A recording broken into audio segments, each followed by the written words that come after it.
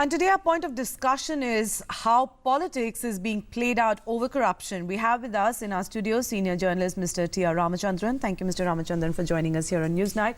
So we'll begin with this whole issue of corruption and how politics is being played out over it. Now, the case in point being today, those raids that were carried out by the CBI at the office of the Delhi's principal secretary, and how, the AAP government giving it political color. Why is it that if any member of any party is accused, it's always a case of political vendetta?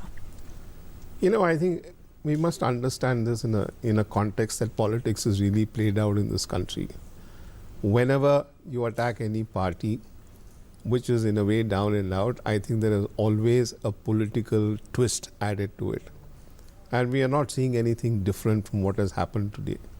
But it's very unfortunate that the AAP Chief Minister, Mr. Kejriwal, has sought to use language which is unbecoming of him as a Chief Minister, and especially if you use that kind of a language against the Prime Minister, Mr. Narendra Modi. It is actually attacking the office of the Prime Minister. I think the other aspect is the Congress party does find itself in a very difficult situation. It has, however, increased its lowest tally ever in the Lok Sabha from 44 to 45, having won the Ratlam seat, regained it rather. But I think they also find themselves in a kind of a fluster with the National Herald case. So in the overall thing, I think they are also trying to raise the entire issue of political vendetta, given the atmosphere that is existing right now. And therefore, I think at least till the 19th, when the case comes up for hearing in the Metropolitan Magistrates Court, I don't think there'll be any forward movement on the GST. But I think the more significant point is that this is a bill which was formulated by the Congress party while it was in power. This bill, the provisions of the bill have been changed, and the government on its part and the Prime Minister who had taken the initiative have categorically said that we'll accommodate the views of all the parties. We need a consensual approach. Of course. And given the situation today that they have to appear in court on the 19th, I don't think there is going to be any forward movement on the talks, at least till 19th. Okay. We're going to talk a little bit about that, but first I want to talk about what really happened today and played out where this whole corruption case is concerned. And we saw the finance minister also come out and say that this is nothing to do with the Arvind Kejriwal government, because the cases that the raids were carried out for were actually pertains to before his tenure between 2007 and 2014. Do you think also that the Delhi chief minister actually jumped his gun when he came out with the kind of reaction he did? Well, I would assume that let's first understand that Mr. Kejriwal himself tweeted that there is a CBI raid in his office in the first instance. The other aspect is, yes, the kind of anguish and anger that he showed after this raid at his special secretary's office. But something that is a little bewildering is that, as he himself said, is why should there be raids when, incidents of corruption happened between 2007 and 2014? The CBI also on its part did feel that, politicians in some cases were really going overboard, and they did try to observe that, it would be very unfair to block investigations when there are specific complaints. So at the end of the day, it's been a bad day overall for certain offices, including that of the finance minister, because the attack has entirely been on only one person. Of course. Of course. And when we're talking about corruption, we're seeing how much of a hurdle it can really be to development. When it comes to Parliament also, we're seeing how both houses, the work is being stalled, there are continued disruptions. You already commented on the GST bill.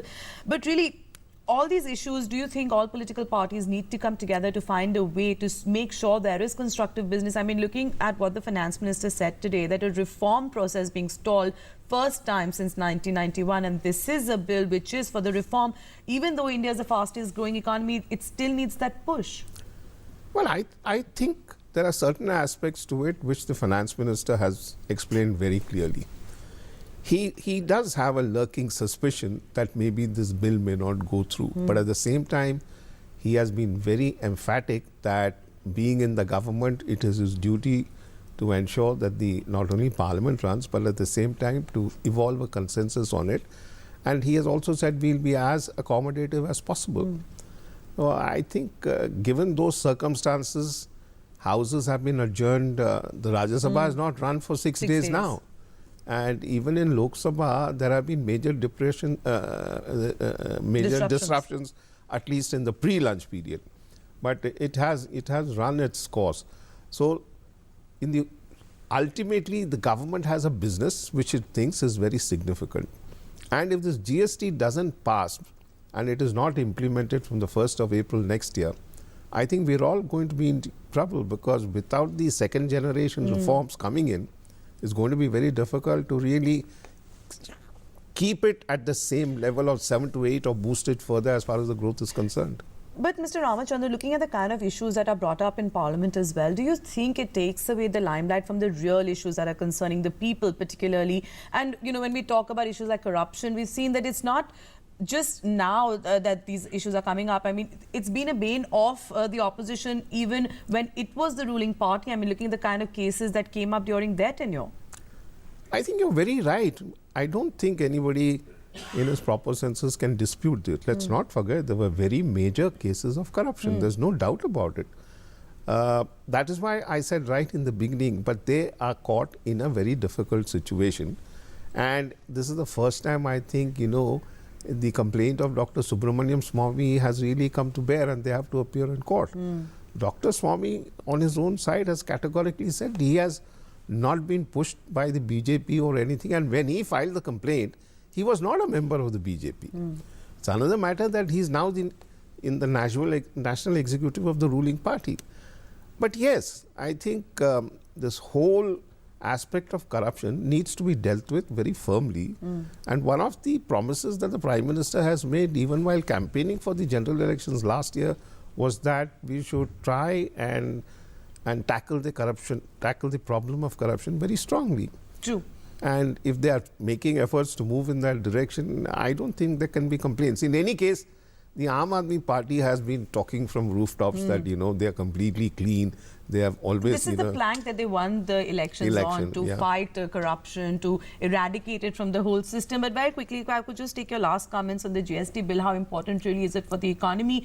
And do you think, you said like till the 19th, you really don't see any movement on it, but there are hectic parleys on, there are meetings with the opposition also to try and get them bought regarding the GST. Can we hope to see something maybe after that?